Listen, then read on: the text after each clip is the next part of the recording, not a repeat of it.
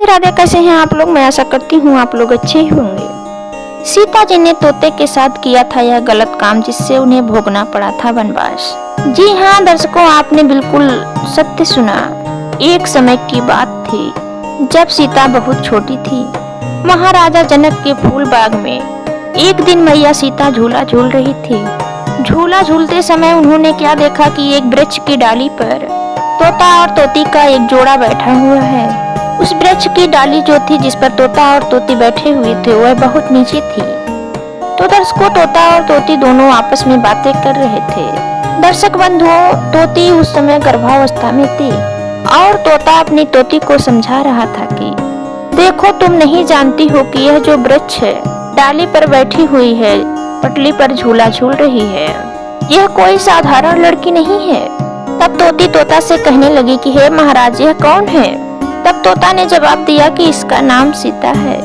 जब यह सीता बड़ी हो जाएगी तो अयोध्या से राम दूल्हा बनकर आएंगे और इसके विवाह में एक शर्त लगाई जाएगी। यह शर्त जो लगाई जाएगी वह धनुष की होगी और जब राम आएंगे और इस धनुष को तोड़ेंगे तभी सीता का विवाह राम के साथ में होगा। प्रिय दर्शक बंधुओं, इधर सीता ने तोता और तोती की सारी बातों को सुन लिया है। जब सीता जी ने तोता और तोती की सारी बातों को सुना तो अपने मन ही मन विचार किया कि यह तोता कितना बड़ा ज्योतिषी है। यह मेरे जीवन के बारे में इतनी बातें बता रहा है, इतनी बातें बता रहा है, तो हमारे जीवन के बारे में और भी जानता होगा।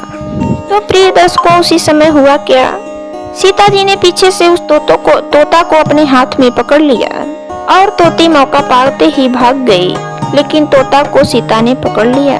तोता को पकड़ने के बाद सीता अपने घर पर ले आई और सीता मैया ने तोता को एक पिंजरे में बंद कर लिया।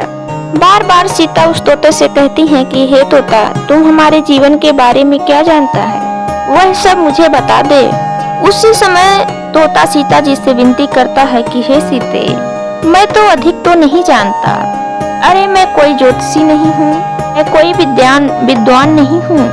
मैंने तो नारद के मुखारविंद से सुन ली थी, मेरी पत्नी जो है वह गर्भावस्था में है।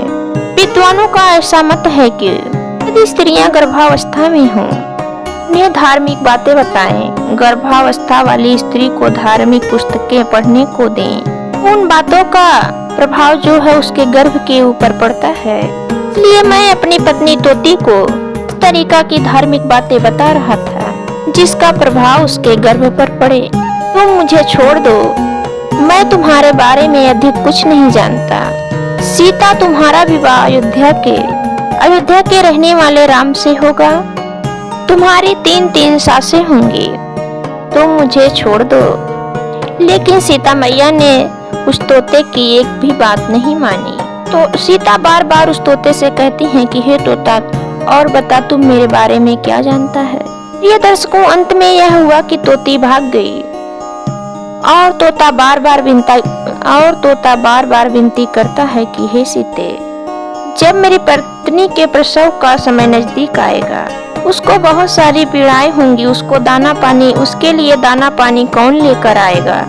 हे सीते, तू मुझे छोड़ दे। लेकिन जब सीता जी ने वहीं तोते को नहीं छोड़ा तो तोता बहुत ही दुखी हो गया। प्रिय दर्शक बंधुओं, शराप किसी को दिया नहीं जाता है, लेकिन जब आत्मा दुखी होती है तो श्राप आत्मा में से खुद पे निकल जाता है। इधर जब सीता मैया ने तोते को नहीं छोड़ा तो तोता जो है अंतिम सांसें लेने लगा और तोता कहने लगा कि हे सीते, तुम्हारी 3 सास होंगी, हजारों दासियां तुम्हारे चारों तरफ घूमेंगी, लेकिन एक दिन जब तुम भी गर्भावस्था में आएगी, इस तरह से मेरी तोती आज बन में मारी घूम रही है मेरे लिए, तरीके से तू भी मारी घूमेगी। प्रिय दर्शकों, इतना शराब देने के बाद तोता तो वहीं पर मर गया, लेकिन तोते का शराब जो है वह अमर हो गया।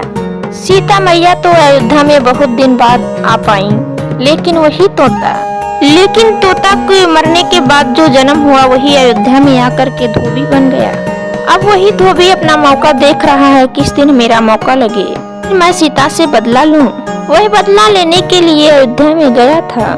प्रिय दर्शक बंधुओं, धीरे धीरे समय व्यतीत होने लगा और तोता के कहने के अनुसार ऐसा ही हुआ। सीता जब बड़ी हुई, सयानी हुई, तब धनुष की शर्त लगाई गई और राम ने आकर के धनुष को तोड़ा और सीता मैया के साथ विवाह किया। इधर सीता को लेकर के जैसे ही अयोध्या में आए हैं, इधर कैकेयी के कहने के बाद राम को 14 वर्ष का वनवास मिला है। अब राम के साथ सीता और लक्ष्मण भी वनवास के लिए जा रहे हैं। राम के साथ साथ लक्ष्मण और सीता भी वनवास को गए हुए हैं और वहाँ पर सीता मैया का हरण करके रावण जो है लंका को ले जाता है।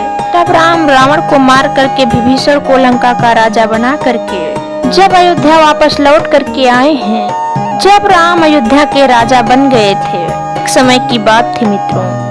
एक दिन राम स्वयं अपने नगर में घूम रहे थे तो राम ने क्या देखा, चुपके से क्या सुना। जिस तोते को सीता मैया ने कैद किया था, इस जन्म में वह धोबी बन गया था। वही धोबी की जो पत्नी थी वह रात्रि में एक बार अपने सहेली के यहाँ रुक गई थी, जो रात को अपने घर पर नहीं आई थी। तो वह धोबी जो है अपनी पत्नी को धमका रहा था। क्या कह रहा था, क्या तू मुझे ऐसा वैसा समझती है कि राम की सीता जो इतने दिन तक लंका में रह आई हैं और राम ने दोबारा उसे अपने घर में रख ली। आज की रात तू कहाँ रही? आज के बाद मैं तुम्हें अपने घर में कदापि नहीं रखूंगा। उसी समय राम ने जब यह कठोर शब्द धोबी के मुंह से सुने तो मन ही मन विचार किया कि समाज में मनुष्यता फैल रही है। इसी बात को लेकर के राम ने लक्ष्मण से कह करके पिताजी को दोबारा से वनवास दिला दिया। 4 वेद 6 शास्त्र में लिखी गई हैं बातें। सुख उदय सुख होत है, दुख उदय दुख होत है। प्रिय दर्शकों, यदि तुम किसी को सुख दोगे तो उसके बदले तुम्हें सुख मिलेगा। अगर वही तुम किसी को दुख दोगे तो उसके बदले तुम्हें दुख ही मिलेगा। इसे कोई रोकने वाला भी नहीं है। प्रिय दर्शकों, आज की इस कहानी से हमें यही प्रेरणा मिलती है कि यदि सीता मैया उस तोता के साथ में गलत नहीं करती, तब सीता मैया को दोबारा जब वो गर्भावस्था में थी तब सीता मैया को वनवास दे दिया गया। जब सीता मैया गर्भावस्था में थी तब उन्हें वनवास दे दिया गया, दोबारा से वनवास दे दिया गया। वे वन में भटक रही थी। प्राणी गलत कर्म करते करते तो कर ही देता है, लेकिन जब उसका फल उसे वहीं भोगने को मिलता है तो एक बार बुद्धि ठिकाने पर जरूर आ जाती है कि वह दूसरे के साथ भी गलत किया था। ये दर्शक बंधुओं, अब सीता वन में भटक रही हैं। ये पुरानी बातें याद कर रही हैं। वे पृथ्वी माँ को कह रही हैं कि माँ, अनजाने में मुझसे यह भूल बन गई थी। इसी भूल के कारण आज मुझे इतना बड़ा कष्ट झेलना पड़ रहा है। प्रिय दर्शक बंधुओं, जब राम को बदला देना पड़ा, कृष्ण को बदला देना पड़ा, तो प्रिय दर्शक बंधुओं, यदि संसार में तुम किसी को सुख दोगे तो तुम्हें सुख मिलेगा। अगर किसी को दुख दोगे तो तुम्हें दुख मिलेगा। बदला तो हर किसी को देना पड़ेगा। प्रिय दर्शक बंधुओं, इसी शब्दों के साथ मैं विदा लेती हूँ। मिलती हूँ किसी नई वीडियो के साथ। तब तक बने रहिए आप हमारे YouTube चैनल पे, धन वृद्धि चैनल में। हाँ, आपसे एक रिक्वेस्ट जरूर है कि यदि आप हमारे चैनल पर नए हैं तो चैनल को सब्सक्राइब कर लें, बेल आइकन को प्रेस करें ताकि नए वीडियो की नोटिफिकेशन सबसे पहले आप तक पहुँचे।